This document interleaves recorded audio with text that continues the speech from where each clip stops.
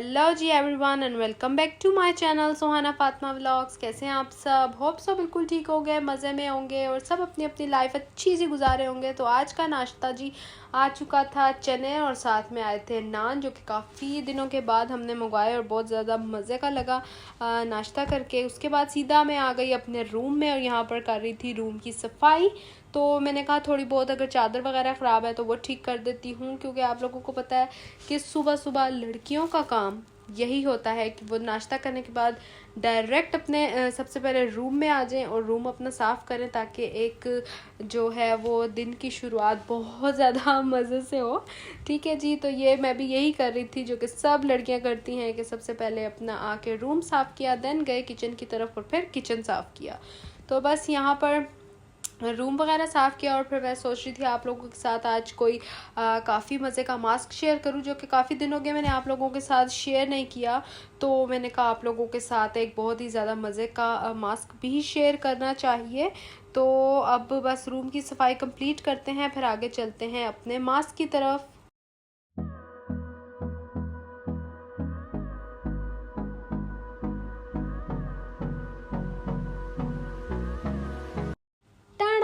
मेरा रूम हो चुका है क्लीन। तो अब बारी है मेरी वैनिटी की, क्योंकि बहुत सारा सामान काफ़ी बिखरा पड़ा है, तो मैंने कहा इसको अच्छी तरह से सेट करके रख देती हूँ थोड़ा बहुत ना, ताकि मेरी वैनिटी भी साफ़ रहे और मेरा पूरा जो रूम है वो भी नीट एंड क्लीन हो जाए। आई डोंट नो कि मुझे वैनिटी इतनी गंदी होती है तो मुझे क्यों इतना गुस्सा आता है, बट लिटरली मुझे बहुत ज़्यादा गुस्सा आता है जब भी मेरी वैनिटी गंदी हो या जब भी मेरा रूम गंदा हो। तो अगर आप लोगों के साथ भी ऐसा होता है तो आप लोग मुझे ज़रूर बताइएगा, क्या ये सब गर्ल्स का मसला है या सिर्फ ये मसला मेरे साथ है। देन मैं आ गई हूँ अपने मास्क की तरफ। तो मास्क में सबसे पहले मैंने यहाँ पर ले लिया मुल्तानी मिट्टी। अच्छा, मुल्तानी मिट्टी मैंने ली थी किसी भी पंसार की दुकान से आपको मिल जाएगी, तो मुझे भी मिली थी पंसार की दुकान से। ठीक है, मैं लेकर आई थी आप लोगों के लिए और मैंने कहा था आप लोगों के साथ एक अच्छा सा मास्क शेयर करूंगी। तो मुल्तानी मिट्टी के 1000 फ़वाइद हैं।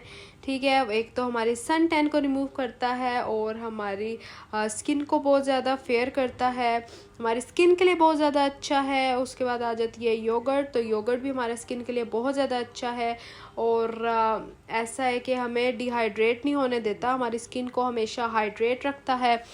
उसके बाद जी मुल्तानी मिट्टी का एक ये भी बेनिफिट है कि वो हमारी एक्नी वगैरह जितने भी हैं, जो हमें गर्मियों में दाने वगैरह हो जाते हैं, वो जो होती है उसको बहुत ज़्यादा कंट्रोल करता है। तो काफ़ी ठंडी होती है, तो इस वजह से ये आप लोगों को लगा लेनी चाहिए हफ्ते में 1 से 2 मरतबा। तो मैं यहाँ पर योगर्ट में मिक्स करके लगा रही हूँ। अगर आप चाहते हैं रोज़ वाटर में मिक्स करना तो आप उसके लिए रोज़ वाटर में भी मिक्स करके लगा सकते हैं, सिंपल पानी में भी करके लगा सकते हैं, कच्चा दूध जो मिलता है उसमें आप मिक्स करके लगा सकते हैं।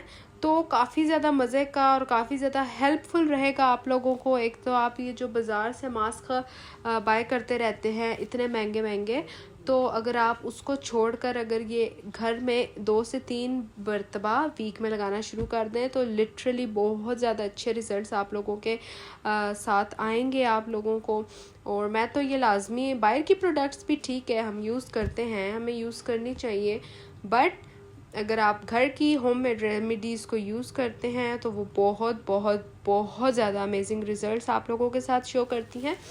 ऐसा है कि उनके रिज़ल्ट्स तो आहिस्ता आहिस्ता मिलते हैं, ठीक है, बहुत स्लोली वर्क करती हैं। जिस तरह कोई भी स्टेरॉयड क्रीम्स होती हैं तो वो अगर आप लोग लगाते हैं हफ्ते में रोज़ाना लगाते हैं रेगुलर, अगर आपके यूज़ में है तो वो आपका 3 से 4 दिनों में कलर फेयर कर देती है। बट लिटरली अगर आप ये वाला मास्क लगाते हैं तो ये बिल्कुल स्लोली वर्क करेगा, बट परमानेंट रिज़ल्ट आपके साथ शेयर करेगा।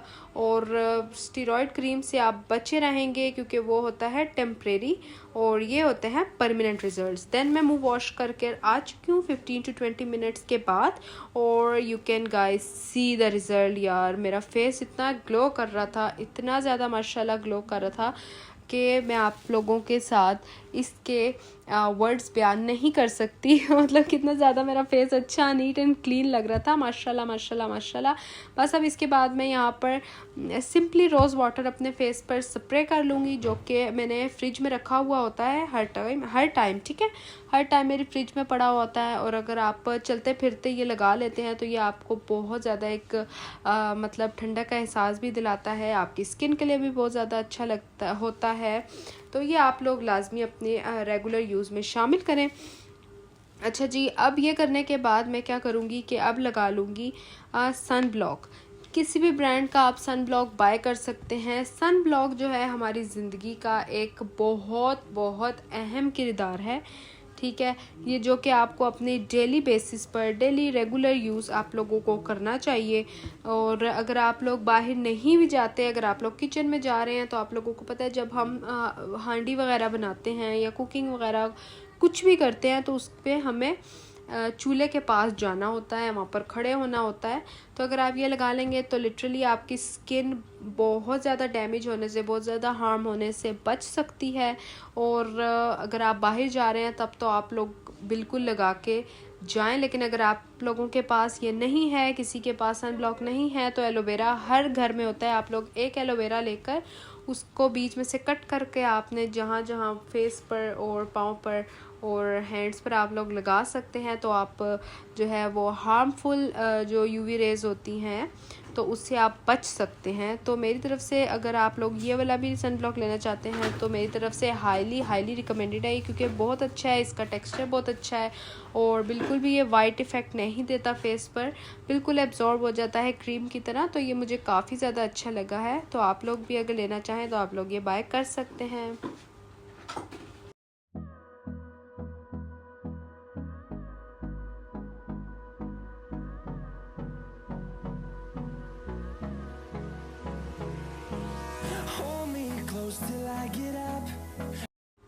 चलो जी, सन ब्लॉक वगैरह मैंने लगा लिया है और अब मैं जाने वाली हूँ किचन में करने वाली हूँ किचन को साफ़ वगैरह। और साफ़ करने के बाद मैं फिर लूँगी शावर।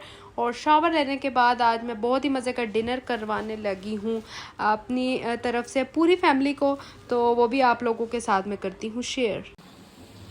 चले जी, शावर वगैरह लेकर मैं आ चुकी हूँ और अब सीधा आ चुकी हूँ किचन में। और सबसे पहले मैं फ्राई कर रही हूँ जी अपने चिप्स। ये देखें जी, चिप्स मैंने फ्राई होने के लिए रख दिए हैं। और आज मैं बना रही हूँ बहुत ही मज़े के, बहुत ही स्पेशल से बर्गर्स, क्योंकि शामी कबाब आप लोगों को पता है जिस तरह से मैंने आप लोगों को दिखाया कि हो चुके थे तैयार, हम तैयार कर रहे थे। तो बस अब बारी आती है कबाब खाने की। और कबाब का खाने का मज़ा यही है कि हम उसको बर्गर बनाकर उसका खाएं। तो बस अब मैंने सोचा कि फ्राइज़ ले लेते हैं और साथ में थोड़ा सा बना लेते हैं जी बर्गर।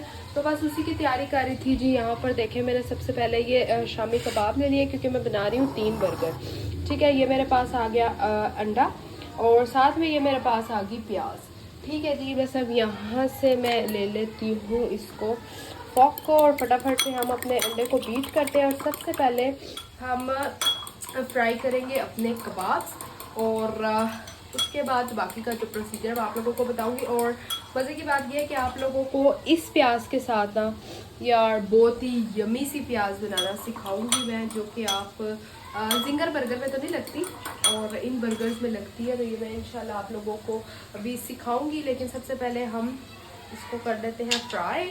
तो जी बिस्मिल्लाहिर्रहमानिर्रहीम।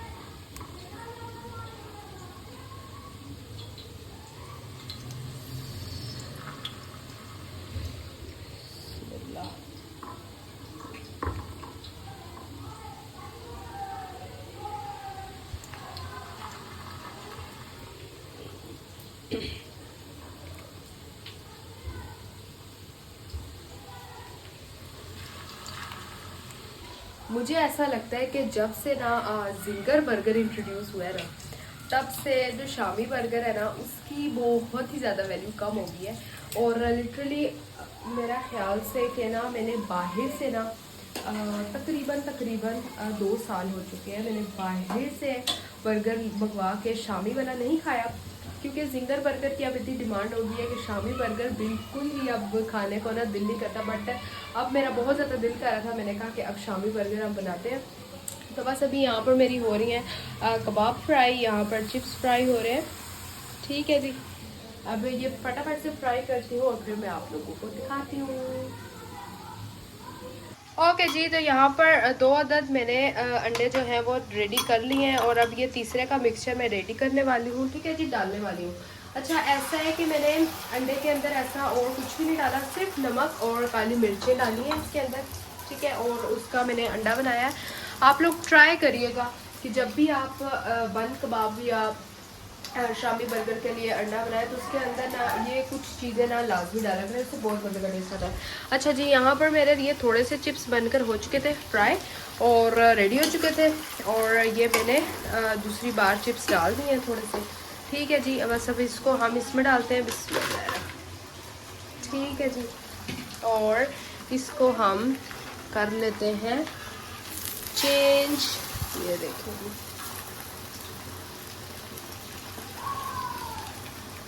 ओके जी, एग्स मैं तीनों बना चुकी हूँ और यहाँ पर आ गया है जी प्याज। अब इसके अंदर जो चीज़ें जाएंगी वो मैं आप लोगों को बताती हूँ। तो सबसे पहले इसमें जाएगा जी ऑयल। ठीक है जी, बिस्मिल्लाहिर्रहमानिर्रहीम। थोड़ा सा हम इसमें ऑयल शामिल करेंगे। नेक्स्ट इसमें जाएगा थोड़ा सा सोया सॉस। ठीक है जी, नेक्स्ट है इसमें जाएगा चिली सॉस।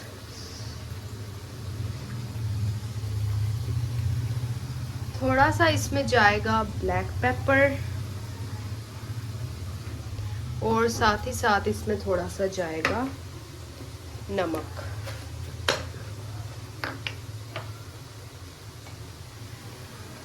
बस इससे ज़्यादा चीज़ें हमने इसमें नहीं शामिल करनी। पर जी अब इसको हम कर लेते हैं अच्छी तरह से मिक्स।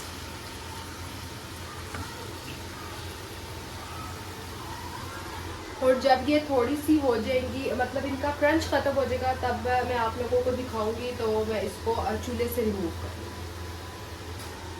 चलो जी, यहाँ पर मैंने मायोनीज और केचप लगा दी है इस पर, और इस पर मैंने ये पेरी पेरी वाली सॉस लगा दी है।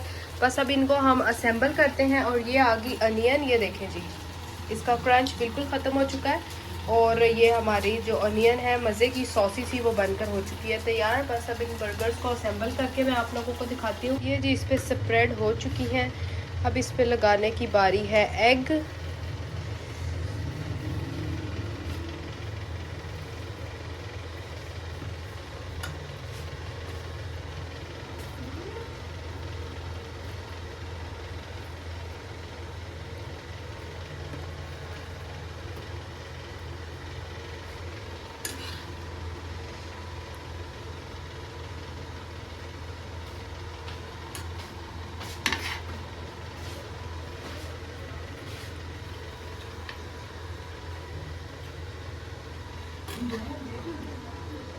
हाँ बस जाओ।